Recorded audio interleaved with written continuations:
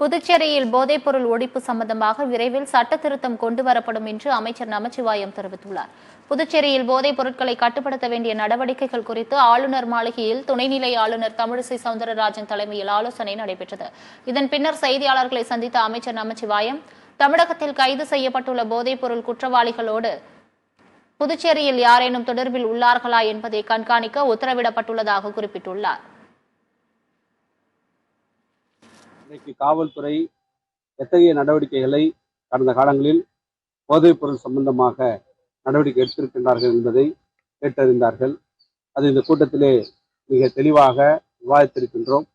கடந்த காலங்களில் இருந்திருக்கும் 2021 பிறகு எந்தெந்த நடவடிக்கையை எடுத்திருக்கின்றோம், எத்தனை குற்றவாளிகள் கைது செய்யப்பட்டிருக்கின்றார்கள், எவ்வளவு கிலோ கஞ்சா மற்றும் பட்டு போதைப் பொருட்கள் நம்முடைய கைப்பற்றப்பட்டிருக்கின்றது போன்ற அனைத்து விவரங்களும் இந்த கூட்டத்திலே விவாதிக்கப்பட்டது.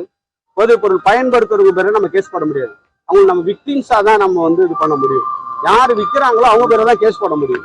அப்ப அந்த கேஸ் போட்டாலும் அவங்க அந்தந்த ஏரியாவில் இருக்கிற அந்த போலீஸ் ஸ்டேஷன்ல தான், லாண்ட் ஆர்டர் போலீஸ் ஸ்டேஷன்ல தான் அவங்க போய் அந்த விற்கிறவங்களை, அந்த குற்றவாளியை நம்ம ஹேண்ட் ஓவர் பண்ணி அவங்க தான் அந்த கேஸ் போடுற மாதிரிலாம் இருக்கு சட்டத்து பிரகாரம்.